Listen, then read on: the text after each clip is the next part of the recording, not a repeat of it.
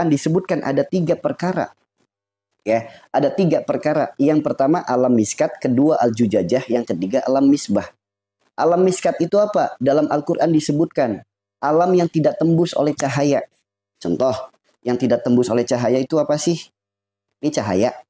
Saya taruh di sini tembus nggak? Nggak tembus kan? Berarti apa? Alam yang terlihat kasat mata. Disebutnya alam raga, alam tubuh. Nah, alam ini dipelajari oleh dokter.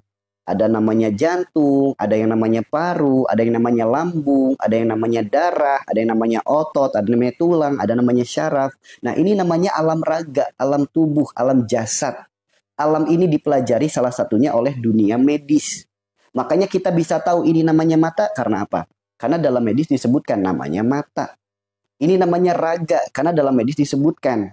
Nah, ini namanya alam miskat, alam raga, alam tubuh, organ tubuh. Nah, yang kedua al-jujajah. Apa itu al-jujajah? Jiwa, akal, hati, dan ruh. Disebutnya ruhani. Ya, bisa kelihatan? Nggak bisa kelihatan. Namanya ruhani, jiwa, akal, hati, dan ruh. Yang ketiga yaitu misbah. Misbah itu nurani, nur ilahi atau disebutnya juga kolbu. Rasulullah bersabda, kalau ini baik, kolbunya baik, pasti semuanya baik. Kalau kolbunya buruk, yang lain akan ikut buruk. Kalau jasad kita ada penyakit, pasti ada masalah juga pada ruhani kita. Kalau di dalam tubuh kita merasakan sakit, pasti ada masalah juga pada ruhani kita. Karena kalau ini baik, semuanya baik. Kalau ini buruk, semuanya buruk. Kalau ini kok ada yang buruk, berarti karena ada keburukan di dalamnya. Ibarat sebuah wadah. Jika wadah dikeluarkan isinya kopi, karena di dalamnya ada kopi. Jika sebuah wadah dikeluarkan isinya air putih, karena di dalamnya ada air putih. Jika jasad kita merasakan sakit, karena di dalamnya ada penyakit. Maksudnya di dalamnya ada penyakit, karena di ruhaninya ada penyakit. Jadi kita melihat penyakit itu jangan dari satu arah saja. Jangan hanya dari sisi jasmani saja. Jangan hanya dari satu arah medis saja atau alternatif saja. Jangan. Ya, karena kita itu sering menyampaikan sehat lahir batin, mohon maaf lahir batin. Karena kita itu bukan hanya sebatas lahirnya saja. Ada perkara batin, ada perkara ruhani yang harus kita pikirkan. Kalau sakitnya jasmani, silakan. Bisa ke rumah sakit, bisa ke dokter, bisa ke terapis, bisa minum herbal, bisa minum hebat. Itu kalau sakitnya jasmani. Tapi kalau sakitnya ruhani, mau minum obat apapun tidak akan mungkin sembuh. Kalau yang sakitnya adalah ruhani, di terapi apapun tidak akan sembuh. Minum herbal apapun tidak akan sembuh. Kira-kira ruhani bisa nggak diobatin dengan obat kimia? Ruhani bisa nggak diobatin dengan herbal? Ruhani bisa nggak diobatin dengan terapi? Coba renungkan teman-teman. Selama ini kita hanya sibuk memikirkan jasmani saja. Ruhaninya sakit nggak dipikirkan. Kalau lagi sakit kepala, buru-buru cari obat sakit kepala. Kalau sakit perut, buru-buru cari obat sakit perut. Kalau sakit gigi, buru-buru cari obat sakit gigi. Namun giliran ruhaninya sakit, buru-buru diobatin nggak? Banyak di antara kita yang justru tidak sadar kalau ruhaninya sakit. Nah, padahal sakitnya tubuh kita, sakitnya jasad kita, sebagian besar penyebabnya adalah adanya penyakit ruhani. Contoh, ya, contoh ya teman-teman ya, contoh, ya, ada di sini yang terkena penyakit darah tinggi, ada di sini yang terkena penyakit darah tinggi, ada nggak teman-teman? Ada nggak di sini yang terkena penyakit darah tinggi? Ada. Yuk, sekarang saya tanya, orang yang terkena penyakit darah tinggi itu penyakit jasmani apa penyakit rohani? Coba sebutkan teman-teman, jawab. Darah tinggi itu penyakit jasmani apa penyakit rohani?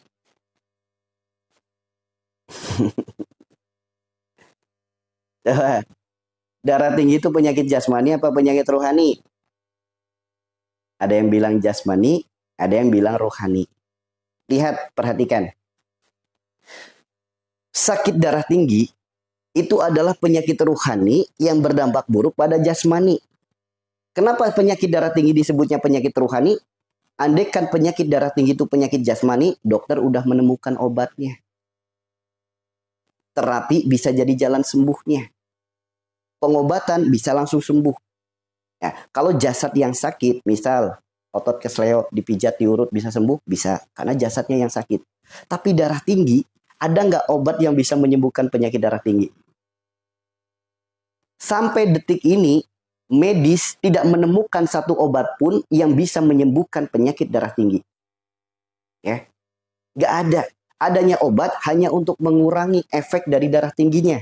Kepala pusing dan lain sebagainya. Lantas dari mana terjadinya penyakit darah tinggi? Nah, ini kalau kita melihat penyakit dari kacamata ruhani.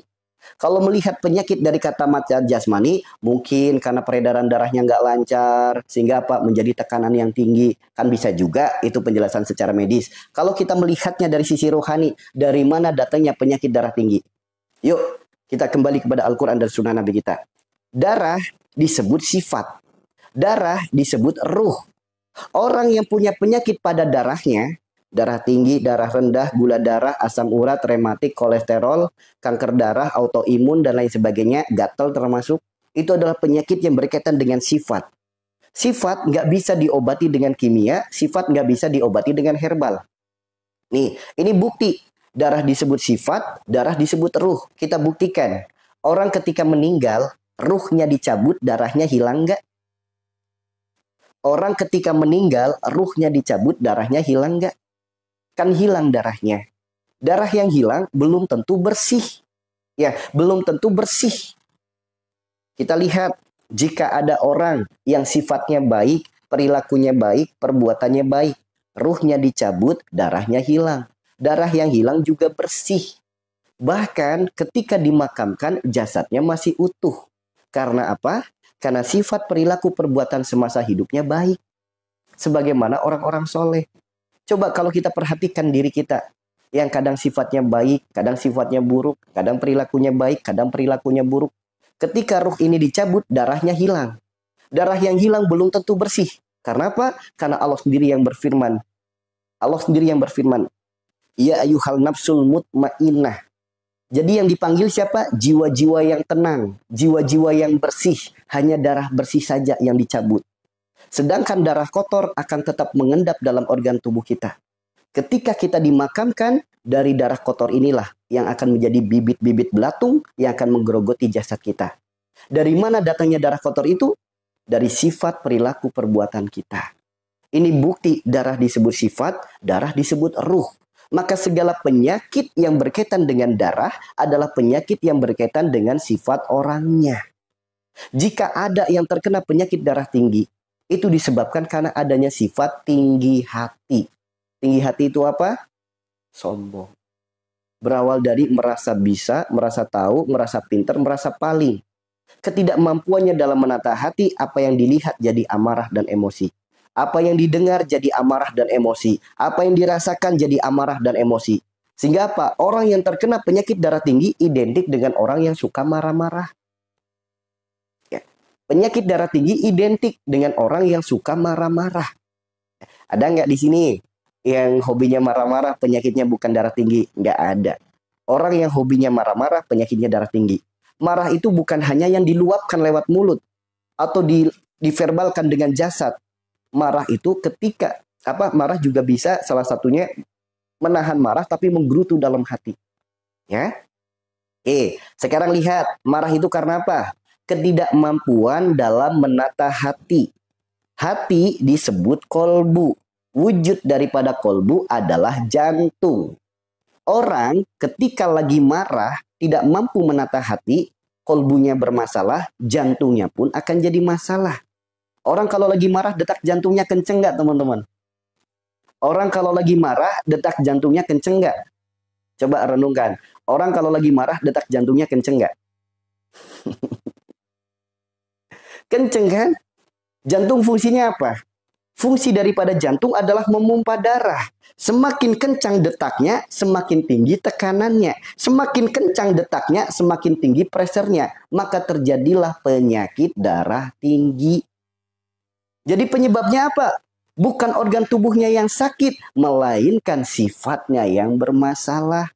Maka kalau pengen sembuh dari darah tinggi, bukan minum kimia, bukan minum herbal. Adanya kimia dan adanya herbal hanya mengurangi rasa sakitnya, namun tidak menyembuhkan. Jika ingin sembuh, kedepankan sabar daripada marah, kedepankan sabar daripada emosi. Kalau pengen sembuh, ya, kalau pengen sembuh. Jadi kalau pengen sembuh dari penyakit darah tinggi, mau minum obat apapun tidak akan menyembuhkan. Andaikan ada obat yang bisa menyembuhkan penyakit darah tinggi, rumah sakit sepi. Sepi rumah sakit. Sekalinya minum obat, sembuh penyakitnya. Jadi adanya penyakit darah tinggi itu disebabkan karena adanya sifat marah-marah. Tuh teman-teman. Itu kalau kita melihat penyakit dari kacamata ruhani. Kalau melihat penyakit dari kacamata medis atau kacamata jasmani, boleh jadi satu, mungkin peredaran darahnya nggak lancar. Sehingga apa?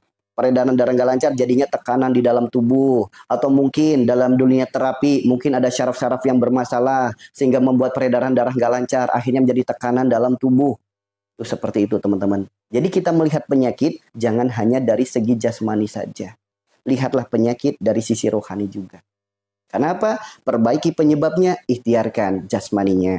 Ikhtiarkan jasmani apa? Boleh minum obat, boleh minum herbal, boleh dengan terapi. Karena gini teman-teman, kita punya rumah, atap kita rusak. Sehingga kalau hujan jadi turun bocor. Kita punya atap yang bocor, bisa nggak atap bocor itu hanya sibuk cari ember, cari baskom, sembuh bocornya? Saya tanya teman-teman, kalau kita punya atap yang bocor, kita hanya sibuk cari ember, kita hanya sibuk cari baskom, kira-kira sembuh nggak bocornya? Coba teman-teman, coba renungkan. Kita punya atap yang bocor, ya, kita hanya sibuk cari ember, cari baskom. Sok teman-teman, sibuk cari ember, cari baskom, kira-kira sembuh nggak bocornya? Nggak sembuh kan? Namun dengan adanya ember dan baskom, setidaknya apa? Membantu supaya bocornya nggak kemana-mana. Airnya nggak tumpah kemana-mana. Begitupun dengan kita punya penyakit. Ya, kalau kita punya penyakit, hanya sibuk cari obat, hanya sibuk ikhtiar, hanya sibuk herbal, hanya sibuk terapi. Mau sampai kapanpun tidak akan sembuh selagi penyebabnya belum diperbaiki. Paham di sini? Selagi penyebabnya belum diperbaiki. Apa sih penyebabnya? Rasulullah bersabda, tidaklah Allah titipkan penyakit, melainkan Allah gugurkan dosa. Berarti kalau kita pengen sembuh dari penyakit kita, perbaiki dulu penyebab dosanya. Kita ikhtiarkan raga kita, jasad kita dengan berobat, dengan minum obat, dengan minum herbal, dengan minum terapi, dengan terapi. Itu ikhtiar jasadnya, ikhtiar ruhaninya, ikhtiar batinnya, perbaiki penyebabnya. Apa penyebabnya? Dosa. Gerbang daripada dosa, sifat, perilaku, perbuatan. Seperti tadi, kalau pengen sembuh dari darah tinggi, kalau mau minum obat silahkan. Mau minum herbal silahkan. Tidak akan menyembuhkan, hanya membantu saja. Kalau ingin sembuh, perbaiki penyebabnya. Apa penyebabnya darah tinggi tadi? Sifat tinggi hati. Itu kalau pengen sembuh teman-teman. Ya, itu baru darah tinggi. Sekarang kita bahas nih tentang darah lagi, darah rendah. Ada nggak di sini yang terkena penyakit darah rendah? Ada nggak di sini yang terkena penyakit darah rendah? Iya, ikhtiar jasmani tetap ada. Ikhtiar rohani harus. Ada yang terkena darah rendah? Ada. Dari mana datangnya penyakit darah rendah? Secara jasad, dokter lebih paham teorinya. Ya, secara jasad, dokter lebih paham teorinya. Secara rohani, udah tahu belum datangnya penyakit darah rendah? Darah rendah. Ingat, segala penyakit yang berkaitan dengan darah, penyakit yang berkaitan dengan sifat orangnya. Sifat yang lemah, orang yang memiliki sifat yang lemah, melahirkan mental yang lemah. Sehingga orang yang terkena penyakit darah rendah, mohon maaf, orang yang sulit bahagia. Kenapa? Karena ia menempatkan kebahagiaannya pada mulut orang lain. Menempatkan kebahagiaannya pada sikap, perilaku, perbuatan orang lain. Kalau ada orang yang ucapannya nggak sesuai dikit, langsung lemah mentalnya, lemah hatinya. Tersinggung, baper, sedih, nangis, mewek. Ada orang, perilakunya, perbuatannya nggak pas sedikit. Entah itu pasangan, entah itu mertua. Langsung gampang sekali tersinggung, gampang sekali baper, gampang sekali sedih, gampang banget nangis. Ada di sini yang punya penyakit darah rendah? Saya tanya, baperan nggak? Yang punya penyakit darah rendah suka ngebatin.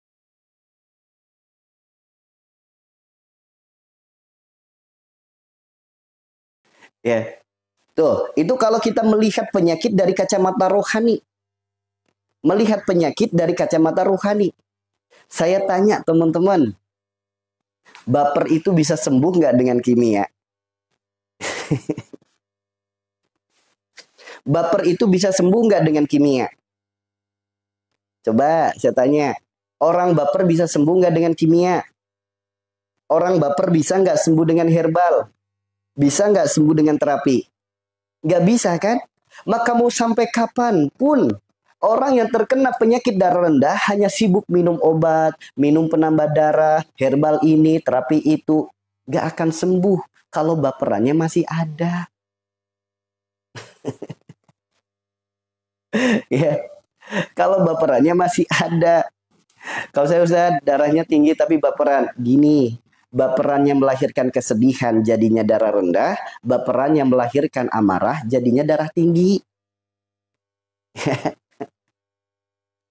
Iya, intinya sedih lah. Makanya saya katakan, tersinggung, baperan, sedih, nangis, mewek. Di antara itu ada nggak ngalamin? Lantas bagaimana biar sembuh dari penyakit darah rendah? Ingat, perbaiki penyebabnya. Bukan sibuk minum obatnya. Bukan sibuk terapinya. Bukan sibuk ikhtiarnya. Ingat, obatnya hanya satu. Belajar hiduplah sabodo teing. Tahu sabodo teing? Bodoh amat. Mau orang berucap apa, urusan mulut dia dengan Allah. Jangan sampai dosa-dosanya dia, kita yang sakit hati. Mau ada orang sikapnya kayak gimana kepada kita, bodoh amat. Urusan dia dengan Allah. Tetap jadilah yang baik karena Allah dan untuk Allah. Ya, meskipun diucap dikata-katain buruk atau dengan perilaku buruk, dengan sikap orang lain buruk, biarin urusan dia sama Allah. Karena sesungguhnya tidak akan ada sakit hati jika kita tidak izinkan rasa sakit itu masuk ke dalam hati. Tidak ada rasa kecewa jika kita tidak izinkan rasa kecewa itu masuk ke dalam hati. Kenapa diizinkan sakit hatinya masuk? Kenapa diizinkan baperannya masuk? Padahal Allah sudah berfirman dalam Al-Quran. Dalam Al-Quran surat Muzammil ayat 10, ayat 11. Ketika ada orang berkata buruk, bersikap buruk kepada diri kita, apa firman Allah? Sabar. Tinggalkan dengan cara yang baik, cukup Allah yang akan mengurusnya. Kenapa masih nggak sabar? Padahal udah dikasih nasihat sama Allah, sabar, tinggalkan dengan cara yang baik. Biar Allah nanti yang akan ngurus. Buka Muzammil ayat 10, Muzammil ayat 11. Oke, buka Muzammil ayat 10, Muzammil ayat 11.